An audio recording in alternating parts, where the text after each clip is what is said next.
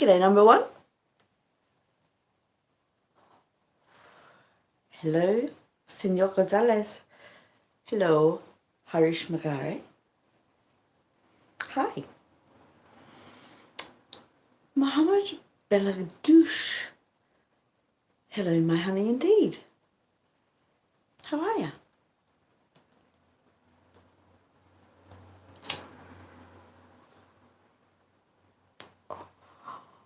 Jose de Oliveira. Hello? Takaji. I'm sorry, I don't take orders. Not from anyone. Hola, Luis Carlos.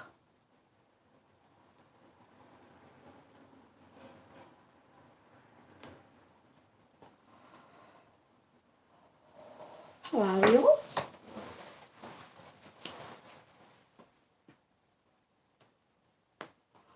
Hoi Tran, my name is on my channel. Takaji. Oh, you're still trying to tell me what to do, so you'll get blocked very soon. Khan, thank you for the compliment. I'm sorry, I don't speak Russian or Greek. I'm not very good at the Cyrillic stuff.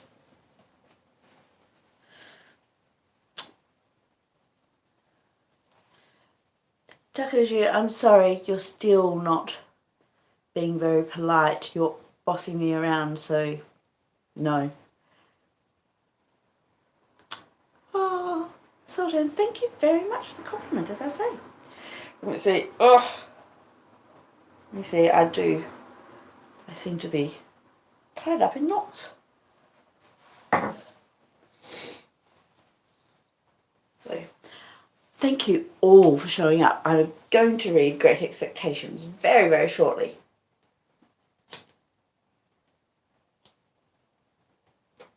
But I thought I would say hi first. Since it's been a while since I read aloud, I've been online a couple of times from the bath. If you can't see any of my live streams that I've left up, that's because they're members only. So if you want to join my channel, then you can have a look at the bath ones, can't you? Goran, you're so lovely.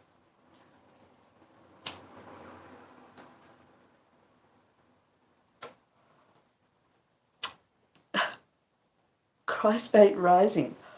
What an interesting name. Thank you for saying it's lovely to see me. It's lovely to see you too. J'aimerais, je prétends, Nice, je prétends. Mefta Marchur. Thank you very much. Oh, 42 of us. Curtis. Thank you. Goodness, Mama.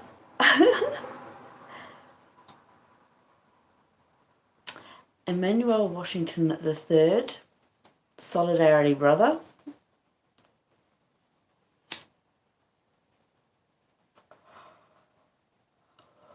Alright.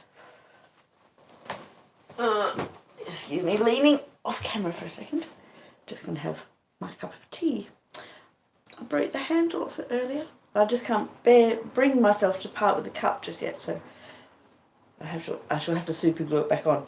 It's already got, look, it's still got super glue marks from the last time. The handle was bumped off. I was going through a doorway and took the handle off on the door frame. Silly me.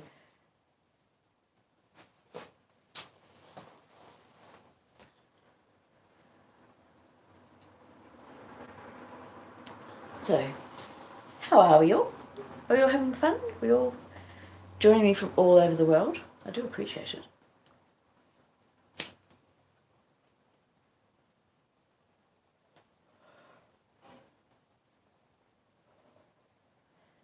Hey, Gerald. Ah, Curtis Hood. I'm glad you approve of the way I say your name. Usama Salvar. Thank you for saying and I'm sexy. What a lovely thing to say.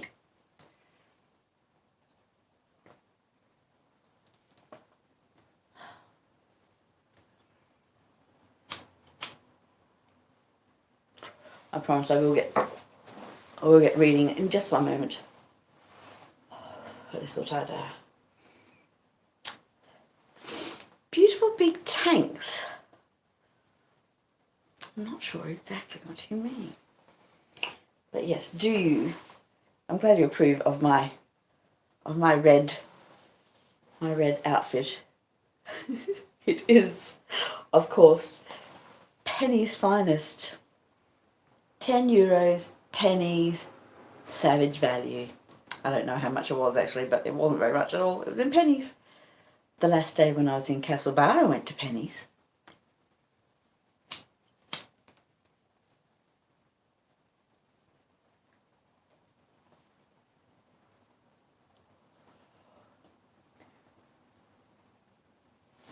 All right. I shall leave some tea in reserve in case I get dry while I'm reading. And I shall begin. I shall take up where we left off. Now,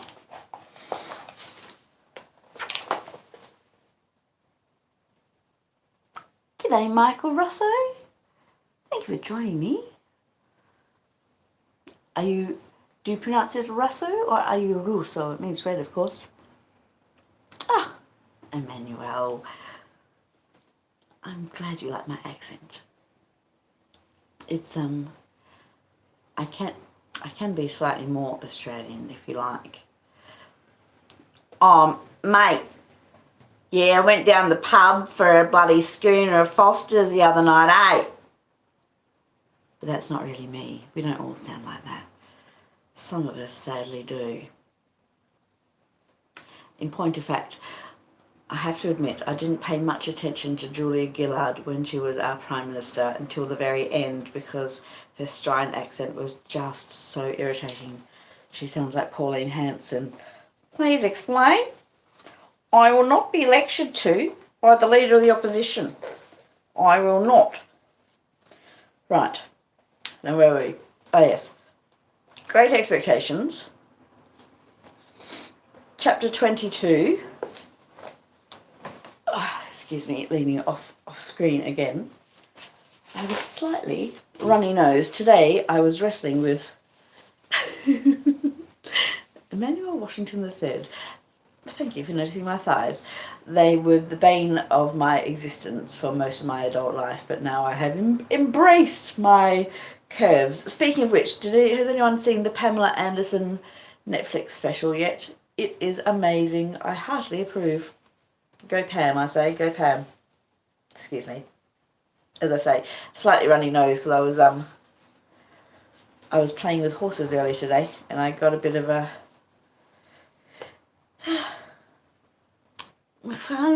I don't know how to pronounce Mcfahu, but I appreciate the sentiment. Alright, yes, I was wrestling with horses. Well, not wrestling with horses, but playing with horses earlier today, and I seem to have literally hay fever from the hay bags, from the dust. I shall have to start taking antihistamines. Alright. Chapter 22. We have so far met Pip, who is an orphan boy who was raised by his sister and her husband, the blacksmith Joe Gargery. Don't tell me what to do, Usama. Ever. I'm about to read. It's very rude to interrupt when I'm reading, isn't it?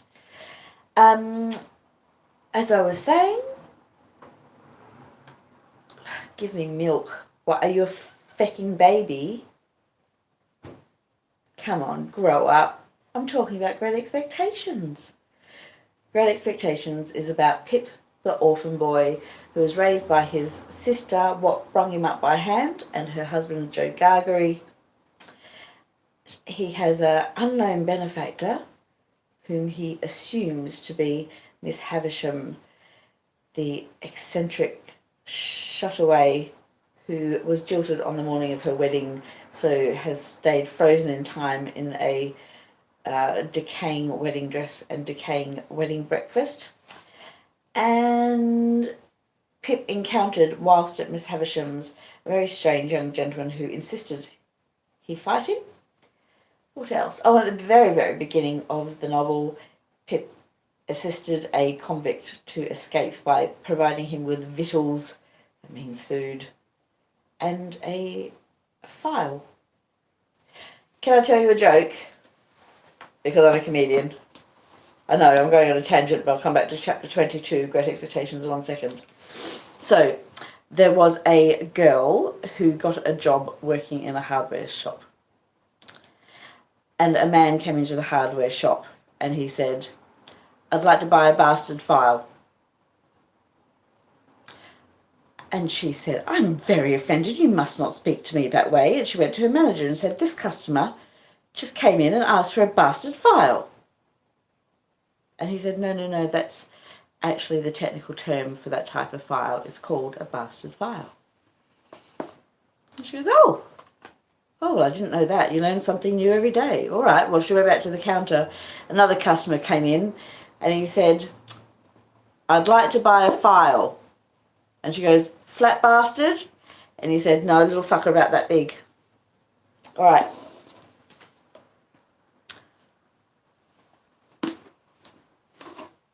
Let us begin with Great Expectations.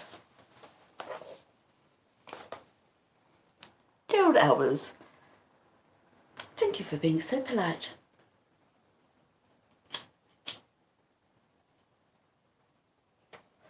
Chapter 22. The pale young gentleman and I stood contemplating one another in Barnard's Inn until we both burst out laughing. "The idea of its being you," said he. "The idea of its being you," said I. And then we contemplated one another afresh and laughed again. "Well," said the pale young gentleman, reaching out his hand good-humouredly, "it's all over now, I hope, and it will be magnanimous if you'll forgive me for having knocked you about so."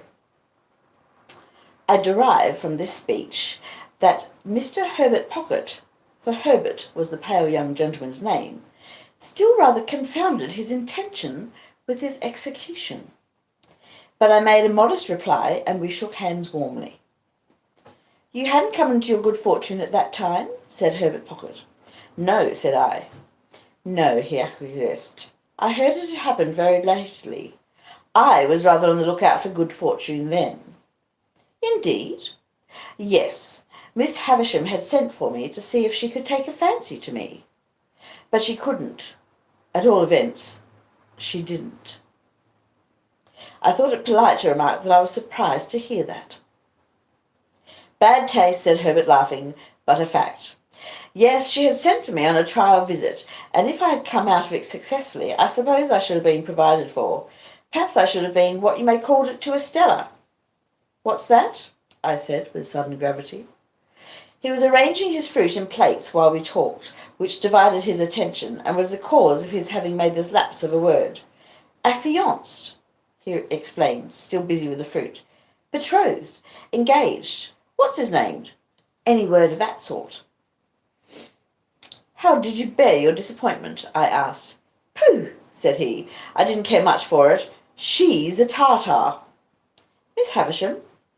"I don't say no to that, but I meant a Stella. That girl's hard and haughty and capricious to the last degree, and has been brought up by Miss Havisham to wreak revenge on all the male sex." "What relation is she to Miss Havisham?" "None," said she. "None," said he. "Only adopted." "Why should she wreak revenge on all the male sex?" "What revenge?" "Lord, Mr. Pip," said he. "Don't you know?" "No," said I. "Dear me, it's quite a story and shall be saved till dinner time. And now let me take the liberty of asking you a question. How did you come there that day?" I told him, and he was attentive until I had finished, and then burst out laughing again and asked me if I was sore afterwards. I didn't ask him if he was, for my conviction on that point was perfectly established. Mr. Jaggers is your guardian, I understand, he went on.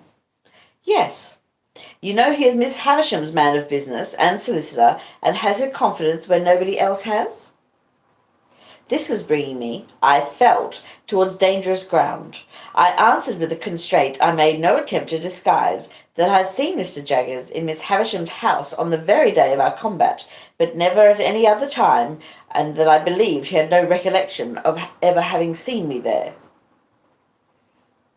He was so obliging as to suggest my father for your tutor, and he called on my father to propose it. Of course he knew about my father from his connection with Miss Havisham. My father is Miss Havisham's cousin, not that implies familiar intercourse between them, for he is a bad courtier and will not propitiate her. Herbert Pocket had a frank and easy way with him that was very taking. I had never seen anyone then, and I have never seen anyone since, who more strongly expressed to me, in every look and tone, a natural incapacity to do anything secret and mean. There was something wonderfully hopeful about his general air, and something that at the same time whispered to me he would never be successful or rich. I don't know how this was. I became imbued with the notion on that first occasion before we sat down to dinner, but I cannot define by what means. He was still a pale young gentleman, and had a certain conquered languor about him in the midst of his spirits and briskness that did not seem indicative of natural strength. He had not a handsome face, but it was better than handsome, being extremely amiable and cheerful. His figure was a little ungainly, as in the days when my knuckles had taken such liberties with it, but it looked as if it would always be light and young. Whether Mr. Trabb's local work would have sat more gracefully on him than on me may be a question, but I am conscious that he carried off his rather old clothes much better than I carried off my new suit. As he was so communicative, I felt that reserve on my part would be a bad return unsuited to our years. I therefore told him my small story, and laid stress on my being forbidden to inquire who my benefactor was. I further mentioned that as I had been brought up a blacksmith in a country place, and knew very little of the ways of politeness, I would take it as great kindness in him if he would give me a hint whenever he saw me at a loss or going wrong. With pleasure, said he, though I venture to prophesy that you'll want very few hints. I dare say we shall be often together, and I should like to banish any needless restraint between us. Will you do me the favour to begin at once to call me by my Christian name? Herbert. I thanked him and said I would. I informed him in exchange that my Christian name was Philip. I don't take to Philip, said he, smiling, for it sounds like a moral boy out of the spelling book, who was so lazy that he fell into a pond, or so fat that he couldn't see out of his eyes, or so avaricious that he locked up his cake till the mice ate it, or so determined to go a bird's nesting that he got himself eaten by bears who lived handy in the neighbourhood. I tell you what I should like. We are so harmonious, and you have been a blacksmith. Would you mind it? I shouldn't mind anything that you propose, I answered, but I don't understand you. Would you mind Handel for a familiar name? There's a charming piece of music by Handel called The Harmonious Blacksmith. Oh, I should like it very much. Then, my dear Handel, said he, turning round as the door opened, here is the dinner, and I must beg of you to take the top of the table, because the dinner is of your providing. This I would not hear of, so he took the top, and I faced him. It was a nice little dinner, seemed to me then a very Lord Mayor's feast, and acquired additional relish from being eaten under those independent circumstances, with no old people by, and with London all around us.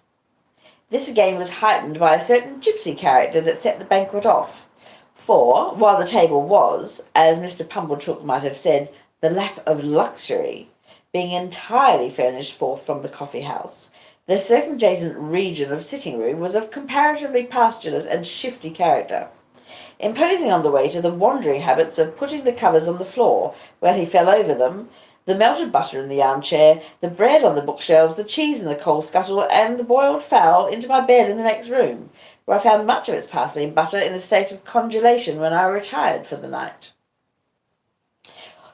All this made the feast delightful, and when the waiter was not there to watch me, my pleasure was without alloy. We had made some progress in the dinner when I reminded Herbert of his promise to tell me about Miss Havisham. True, he replied. I'll redeem it at once. Let me introduce the topic, Handel, by mentioning that in London it is not the custom to put the knife in the mouth, for fear of accidents, and that while the fork is reserved for that use, it is not put further in than necessary. It is scarcely worth mentioning, only it's as well to do as other people do.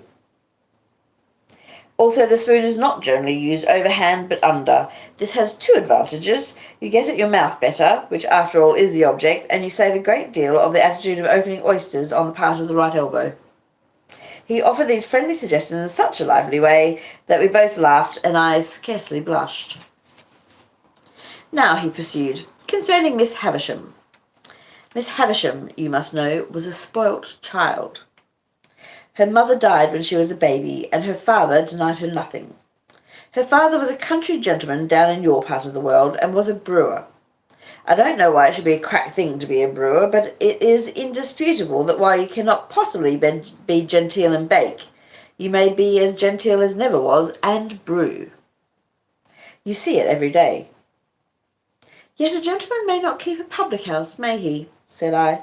Not on any account, returned Herbert, but a public house may keep a gentleman.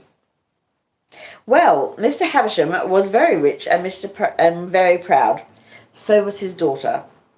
Miss Havisham was an only child, I hazarded. Stop a moment, I am coming to that. No, she was not an only child. She had a half-brother. Her father privately married again. His cook, I rather think.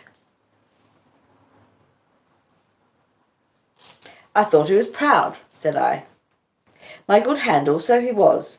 He married his second wife privately because he was proud, and in course of time she died. When she was dead, I apprehend he first told his daughter what he had done, and then the son became a part of the family, residing in the house you are acquainted with. As the son grew a young man, he turned out riotous, extravagant, undutiful, altogether bad. At last his father disinherited him, but he softened when he was dying and left him well off, though not nearly so well off as Miss Havisham. Take another glass of wine, and excuse my mentioning that society, as a body, does not expect one to be so strictly conscientious in emptying one's glass as to turn it bottom upwards with the rim on one's nose. I had been doing this in an excess of attention to his recital. I thanked him and apologized. He said, not at all, and resumed. Miss Havisham was now an heiress, and you may suppose was looked after as a great match. Her half-brother had now an ample means of gain, but what with debts and what with new madness wasted them most fearfully again. Excuse me 1 second. While I blow my schnoz.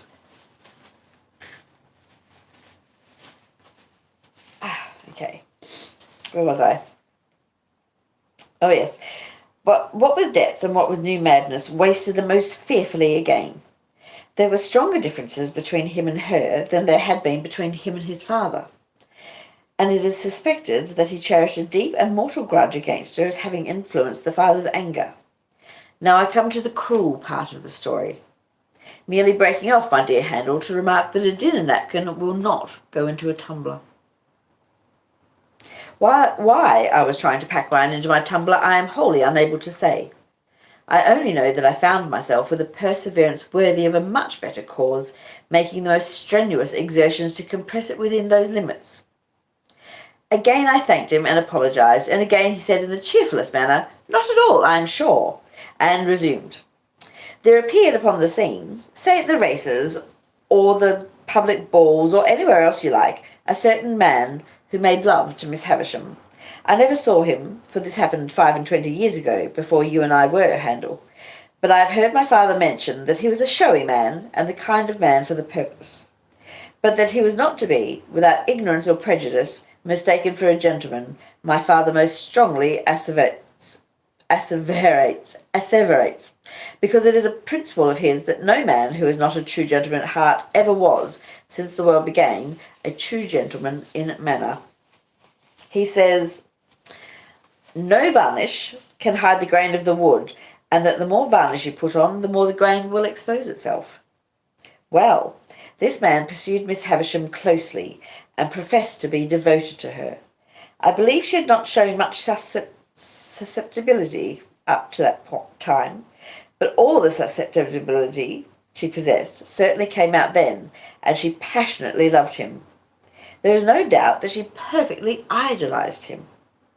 He practised on her affection in that systematic way that he got great sums of money from her, and he induced her to buy her brother out of a share in the brewery, which had been weakly left for him by his father, at an immense price, on the plea that when he was her husband he must hold and manage it all. Your guardian was not at that time in Miss Havisham's counsels, and she was too haughty and too much in love to be advised by anyone. Her relations were poor and scheming, with the exception of my father. He was poor enough, but not time-serving or jealous. The only independent one among them, he warned her that she was doing too much for this man, and was placing herself too unreservedly in his power. She took the first opportunity of angrily ordering my father out of the house in his presence, and my father has never seen her since. I thought of her having said, Matthew will come and see me at last when I am laid dead upon that table, and I asked Herbert whether his father was so inveterate against her. It's not that, said he, but she charged him, in the presence of an intended husband, with being disappointed in the hope of fawning upon her for his own advancement, and if he would go to her now, it would look true, even to him, and even to her. To return to the man and make an end of him. The marriage day was fixed, the wedding dresses were bought, the wedding tour was planned out, the wedding guests were invited. The day came, but not the bridegroom. He wrote a letter, which she received, I struck in, when she was dressing for her marriage. At 20 minutes to 9? At the hour and minute, said Herbert, nodding, at which she afterwards stopped all the clocks. What was in it, further than it most heartlessly broke the marriage off, I can't tell you, because I don't know. When she recovered from a bad illness that she had, she laid the whole place waste, as you have seen it, and she has never since looked upon the light of day. Is that all the story? I asked, after considering it. All I know of it, and indeed I only know so much, through piecing it out for myself. For my father always avoids it, and even when Miss Havisham invited me to go there, told me no more of it than it was absolutely requisite that I should understand. But I have forgotten one thing. It has been supposed that the man to whom she gave her misplaced confidence acted throughout in concert with her half-brother, that it was a conspiracy between them, and that they shared the profits. I wonder he didn't marry her and get all the property, said I. He may have been married already, and her cruel mortification may have been part of her half-brother's scheme, said Herbert. Mind, I don't know that. What became of the two men, I asked, after again considering the subject. They fell into deeper shame and degradation, if there can be deeper, and ruin. Are they alive now? I don't know. You said just now that Estella was not related to Miss Havisham, but adopted. When adopted? Herbert shrugged his shoulders. There has always been an Estella since I have heard of a Miss Havisham. I know no more. And now, Handel, he said, finally throwing off the story, as it were, there's a perfectly open understanding between us. All I know about Miss Havisham, you know. And all I know, I retorted, you know. I fully believe it. So there can be no competition or perplexity between you and me. And as to the condition on which you hold your advancement in life, namely that you are not to inquire, it will never be encroached upon or even approached by me or anyone belonging to me. In truth, he said this with so much delicacy that I felt the subject done with, even though I should be under his father's roof for years and years to come. Yet he said it with so much meaning too, that I felt he as perfectly understood Miss Havisham to be my benefactress as I understood the fact myself. It had not occurred to me before that he had led up to the theme for the purpose of clearing it out of our way, but we were so much the lighter and easier for having broached it that I now perceived it to be the case. We were very gay and sociable, and I asked him, in the course of conversation, what he was. He replied, a capitalist, an insurer of ships. I suppose he saw me glancing about the room in search of some tokens of shipping, or capital, for he added, in the city. I had some grand ideas of the wealth and importance of insurers of ships in the city, and I began to think with awe of having laid a young insurer on his back, blackened his enterprising eye, and cut his responsible head open. But again there came upon me, Emmanuel Washington III, thank you so very, very much for joining my channel. Fabulous. I'll give you a shimmy for that. Alright. I had grand ideas of the wealth and importance of insurers of ships in the city, and I began to think with awe of having laid a young insurer on his back, blackened his enterprising eye, and cut his responsible head open. But again there came upon me, for my relief, that odd impression that Herbert Pocket would never be very successful or rich. I shall not rest satisfied with merely employing my capital in insuring ships. I shall buy up some good life assurance shares and cut into the direction. I shall also do a little in the mining way. None of these things will interfere with my chartering a few thousand tons on my own account. I think I shall trade, said he, leaning back in his chair, to the East Indies for silk, shawls, spices, dyes, drugs, and precious woods. It's an interesting trade. And the profits are large, said I. Tremendous, said he. I wavered again, and began to think here were greater expectations than my own. I think I shall trade also, said he, putting his thumbs in his waistcoat pockets, to the West Indies for sugar, tobacco, and rum, also to Ceylon, especially for elephants' tusks. You will want a good many ships, said I. A perfect fleet, said he. Quite overpowered by the magnificence of these transactions, I asked him where the ships he insured mostly traded to at present. I haven't begun insuring yet, he replied. I am looking about me. Somehow that pursuit seemed more in keeping with Barnard's Inn. I said, in a tone of conviction, yes, I am in a counting house and looking about me. Is a counting house profitable, I asked. Do you mean to the young fellow that's in it? He asked in reply. Yes, to you. Why, no, not to me. He said this with the air of one carefully reckoning up and striking a balance. Not directly profitable. That is, it doesn't pay me anything, and I have to, keep myself.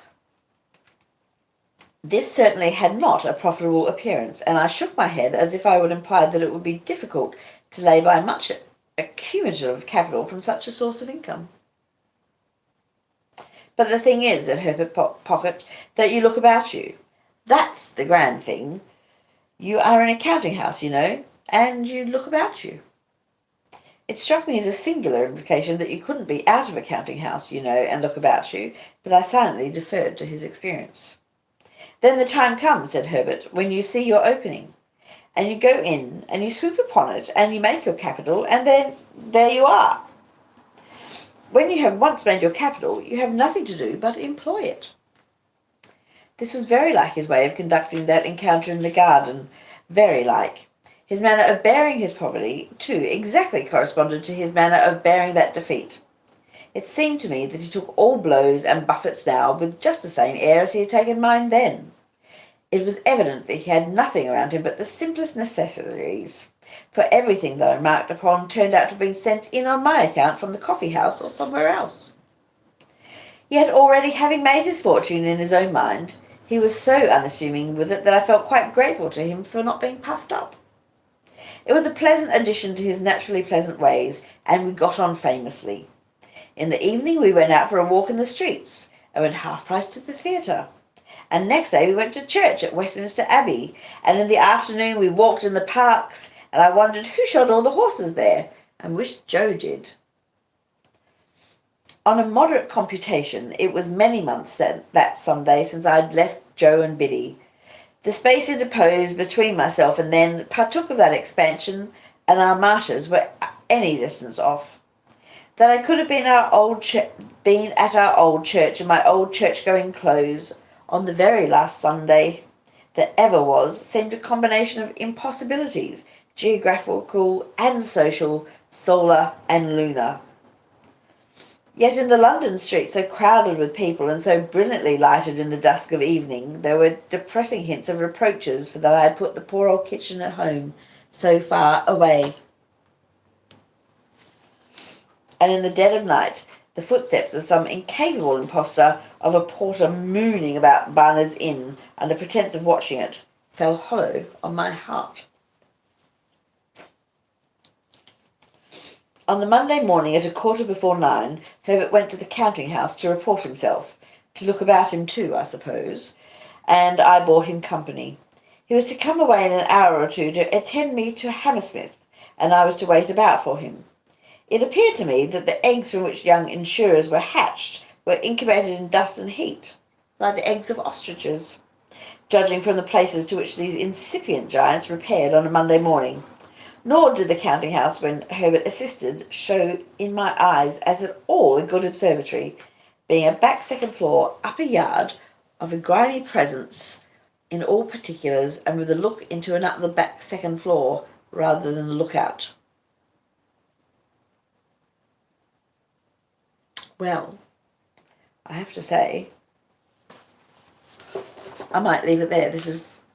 Oh, no, I might make it. I might make it before the battery runs out. It's depleting much quicker than I thought.